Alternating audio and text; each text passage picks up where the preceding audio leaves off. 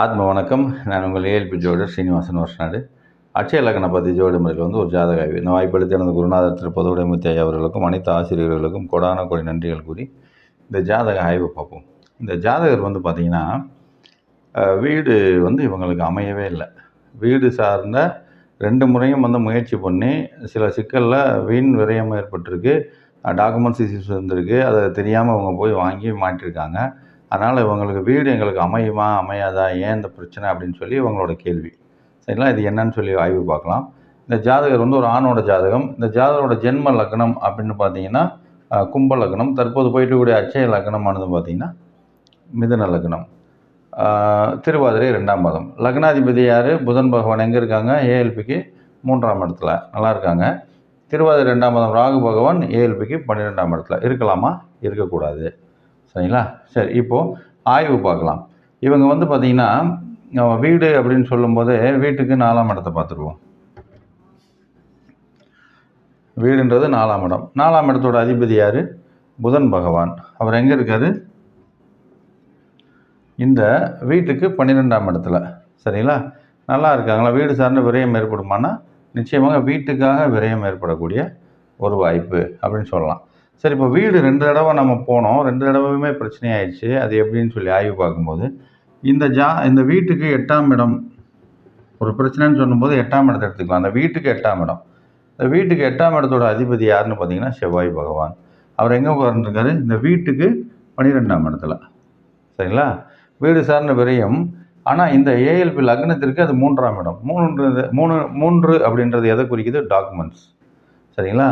3ன்றது document சார்ந்த ஒரு பிரச்சனையில் அவங்க மாற்றிருக்காங்களா. ஏன்னா இந்த வீட்டுக்கு 8ஆம் இடத்தோட அதிபதி செவ்வாய் இந்த ஏஎல்பிக்கு 3ஆம் இடத்துல அமர்ந்திருப்பது டாக்குமெண்ட் சார்ந்த ஒரு இஷ்யூஸ் இருக்குமானா நிச்சயமாக இருந்திருக்கு அப்படின்னு நம்ம சொல்லலாம்.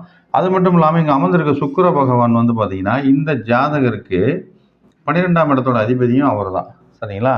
5க்கும் 12க்கும் உடைய அதிபதியான சுக்கிர பகவான் எங்கே அமர்ந்திருக்காரு? இந்த வீட்டுக்கு 12ஆம் இடத்துல. அப்போ இந்த டாக்குமெண்ட் சார்ந்த ஒரு விரயமும் இவருக்கு ஏற்படுமானா நிச்சயமாக ஏற்படும். அது மட்டும் இல்லாமல் இந்த 3ஆம் இடம்ன்றது இளைய சகோதரரையும் குறிக்கும். இந்த ஜாதகருக்கு இளைய சகோதரர்னால நிறைய தொல்லை. அந்த தொல்லையினாலே இவர் ஊரை விட்டு வெளியில் போயிருக்காரு. எப்படின்னு பார்த்தா இந்த திருவாதிரை 2ஆம் பாதம்னு சொன்னோம். ராகு பகவான் எங்கே இருக்கார்? ஏஎல்பிக்கு 12ஆம் இடத்துல. அப்போ வெளியூர் போக வேண்டிய ஒரு யோகம் இருக்குது. ஆனால் வெளியூர் வெளிநாடு போக வேண்டிய யோகம்னா நிச்சயமாக இருக்குது. ஆனால் அதுவே இந்த 5ஆம் இடத்திற்கு 8ஆம் இடமாகவும் வந்துடுது. இந்த 5ஆம் இடம்ன்றது பூர்வீகம். பூர்வீகத்துக்கு இந்த 8ஆம் இடமாக வரதுனால பூர்வீகத்திலேருந்து மறைஞ்சவங்க இருக்கணும் அப்படின்றது இந்த கிரக சூழல் நமக்கு சொல்லுது. சரிங்களா?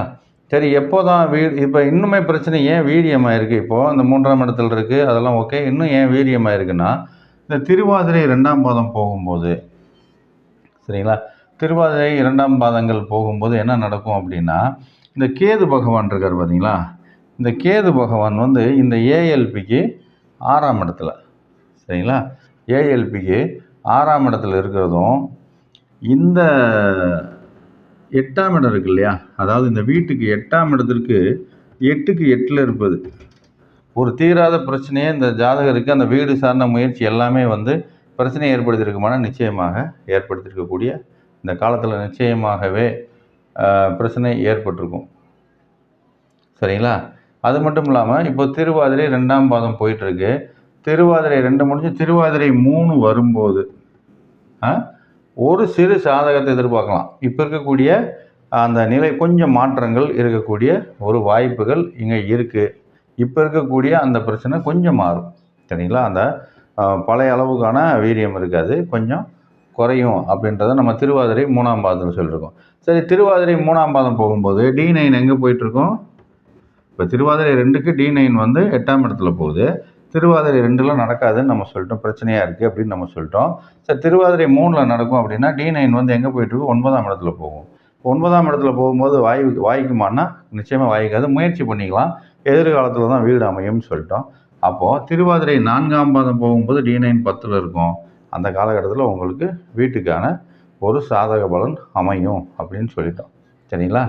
ஏன்னா நிறையா விஷயங்கள் இவங்க இளைய சகோதரருக்காக இந்த பிரச்சனை. இந்த புதன் பகவானும் போய் அந்த 12 விரயத்தில் அமர்ந்திருப்பது. புதனுனாலே டாக்குமெண்ட்ஸ்ன்னு சொல்லலாம். அந்த சார்ந்த விரயம் இருக்கா, இவருக்கு அது 3ஆம் இடம், இந்த வீட்டுக்கு 12ஆம் இடம், இப்படி எல்லா பக்கமும் சுற்றி சுற்றி சுற்றி பார்த்தீங்கன்னா ஏதோ ஒரு வகையில் டாக்குமெண்ட்ஸ் இஷ்யூஸில் மாட்டுற மாதிரி இருக்குது, இல்லாட்டி உங்களோட இளைய சகோதரர்கிட்ட மாட்டுற மாதிரி இருக்குது. இந்த ரெண்டுமே அவருக்கு தொல்லையாகவே இருந்திருக்கு. இதனாலேயே இந்த பூர்வீகத்தை விட்டுட்டு அவர் வெளியில் போக வேண்டிய ஒரு சூழல் ஏற்பட்டிருக்கு. அப்போ நம்ம அவங்களுக்கு சொன்ன பலன் வந்து பார்த்திங்கன்னா D9 வந்து 10ஆம் இடத்துல வரும்போது திருவாதிரை 4ஆம் பாதம் போகும். அந்த காலகட்டத்தில் உங்களுக்கு ஒரு சாதக பலன் இருக்குது அப்படின்றத. அது மட்டும் இல்லாமல் இப்போ நம்ம சொன்னோம் இல்லையா, வீட்டுக்கு 8ஆம் அதிபதி யாருன்னா செவ்வாய். அவங்க வந்து எங்கே உட்காந்துருக்காங்க, வீட்டுக்கு 12ஆம் இடத்துல விரயஸ்தானத்தில் அமர்ந்து இந்த ஜாதகருக்கு 3ஆம் இடத்துல அமர்ந்து 4ஆம் பார்வையை எங்கே பார்க்குறாங்க, இந்த வீட்டுக்கு 8ஆம் இடத்தையே பார்க்குறாங்க. வீட்டுக்கு 8ஆம் இடத்தை பார்க்குறாங்க, இந்த ஜாதகருக்கு 6ஆம் இடத்தை பார்க்குறாங்க. அப்போ அந்த காலகட்டத்தில் வீடு சார்ந்த ஒரு கடனோ அது சார்ந்த ஒரு சிறு பிரச்சனைகளோ ஏற்பட்டிருக்குமான்னா நிச்சயமாக ஏற்பட்டிருக்கும். அதே மாதிரி 7ஆம் பார்வையாக எங்கே பார்க்குறாங்கன்னா இது கும்ப லக்னத்தை பார்க்குறாங்க. அவங்க இந்த வீட்டுக்கு 6ஆம் இடம். அப்போது ஏதாவது ஒரு வகையில் அந்த பார்வைகளும் வந்து இவங்களுக்கு பிரச்சனையை கொடுத்துருக்குமானா நிச்சயமாக அது சார்ந்த பிரச்சனைகள் கொடுத்துருக்கு. அதனால் நம்ம சொல்லிட்டோம், திருவாதிரை 4ஆம் பாதம் போகும்போது உங்களுக்கு ஒரு சாதக பலன் இருக்குது, கொஞ்சம் முயற்சி பண்ணுங்கள். ஆனால் ரொம்ப எளிமையாகவும் கிடச்சிடாது.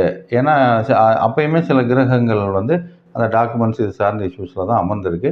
கொஞ்சம் கவனமாக இருந்து இந்த வேலையை நீங்கள் பார்த்தீங்கன்னா ஒரு சாதக பலன் இருக்கும் அப்படின்னு நம்ம சொல்லிட்டோம். அது வரைக்கும் வந்து கொஞ்சம் பெருசாக போய் எங்கேயும் போய் மாட்டிக்க வேணாம், ரொம்ப கேர்ஃபுல்லாக இருங்க அப்படின்னு சொல்லிட்டோம். ஏன்னா திருவாதிரை 2 முடியட்டும் அப்படின்றத நம்ம சொல்லிட்டோம். அதுக்கப்புறம் முயற்சி எடுத்துக்கலாம். முயற்சி எடுத்திங்கன்னா திருவாதிரை 4 வந்து வீடு அமைச்சிக்கலாம். சரிங்களா? இது மாதிரி எளிமையான துல்லியமான ஆய்வுகளை வந்து மிக அருமையாக கணிக்கக்கூடிய ஒரு இடம் தான் அட்சய லக்னபதி ஜோதிட முறை. இந்த ஜோதிட முறையை நீங்களும் கற்றுக்கிட்டு பலன் சொல்லலாம். இதுக்கான வாய்ப்பு எங்கள் எளிமையாக ஏற்படுத்தி கொடுக்குறாங்க. நீங்களும் வந்து இதை கற்றுக்கிட்டு வீட்டுக்கு ஒரு ஜோதிடர் அப்படின்ற ஒரு எங்களோட ஒரு கொள்கையை நீங்களும் வந்து எங்களோட கைகோர்த்து பயணிக்குமாறு கேட்டுக்கிறோம். இன்னொரு ஜாதக ஆய்வில் இன்னும் எளிமையாக துல்லியாக எப்படி ஆய்வு பண்ணலான்னு சொல்லி பார்க்கலாம். இந்த வாய்ப்புகள் தின குருநாதருக்கு கொடான கொடி நன்றிகள்.